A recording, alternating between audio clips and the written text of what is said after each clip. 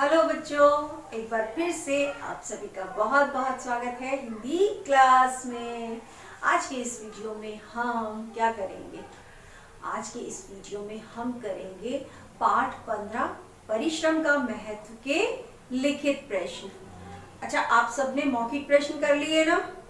Yes, तो आज हम करेंगे लिखित प्रश्न। ठीक है, तैयार हैं आप? Copy, pencil, eraser and book आपके पास होनी चाहिए और हम स्टार्ट करते हैं। ठीक, पहला प्रश्न यानी क है, जंगल जाने से आचार्य धन्वंतरी को क्या लाभ हुआ? आचार्य धन्वंतरी अपने फोड़े के इलाज के लिए जंगल में जड़ी बूटी ढूंढने गए थे, लेकिन जब भी वो जाते थे तो क्या होता था, उनको नई नई जड़ी बूटियां मिल जाती थी, लेकिन वो वाली जड़ी बूटी जो थी वो उन्हें नहीं मिल पा रही थी। तो ऐसी कंडीशन में क्या हुआ? जंगल जाने से आचार्य धन्वंतरी कई नई जड़ी बूटियों को खोजने में सफल हो गए, है ना? उनको नई नई जड़ी बूटियां मिल गई। प्रश्न ख है, आचार्य धन्वंतरी को क्रोध क्यों आया? क्यों आया?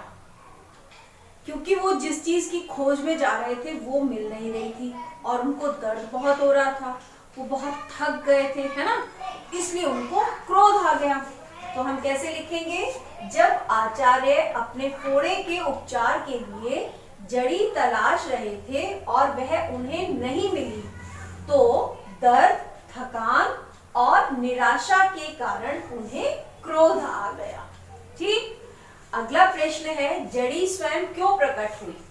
अब जब वो इतने निराश हो गए और उन्हें क्या लगा कि अब मुझे जड़ी नहीं मिलेगी और अब मुझ में इतनी ताकत नहीं है, तो जड़ी ने कहा कि आचार्य जो है वो इतनी मेहनत कर रहे हैं, इतना परिश्रम कर रहे हैं, तो वो स्वयं उनके सामने प्रकट हो गई, है ना?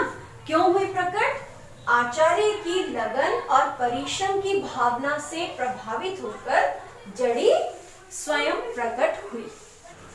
प्रश्न घ है, आपका जंगल जंगल भटकना व्यर्थ नहीं गया, जड़ी ने ऐसा क्यों कहा?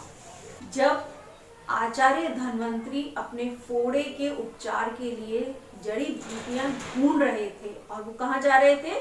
जंगल जंगल में भटक रहे थे और उन्हें वो जड़ी बूटी नहीं मिली। और कहाँ मिली?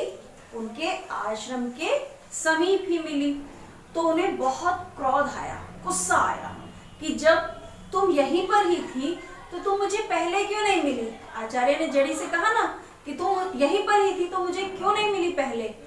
तो जड़ी ने क्या कहा कि आपका जंगल जंगल भटकना व्यर्थ नहीं गया, क्योंकि जंगल जंगल भटकने से आचार्य को कई ऐसी नई जड़ी बूटियां मिली जिनसे कई असाध्य रोगों का उपचार हो सकता था। उनको बहुत सारी ऐसी जड़ी बूटियां मिल गई थी जो कि उन्हें पहले कभी नहीं मिली थी, है ना? और वो ऐसी जड़ी बूटियां थी जिनसे ऐसे रोग जो कि ठीक नहीं हो पाते थे उनका उपचार हो सकता था। तो इसीलिए जड़ी ने ऐसा कहा।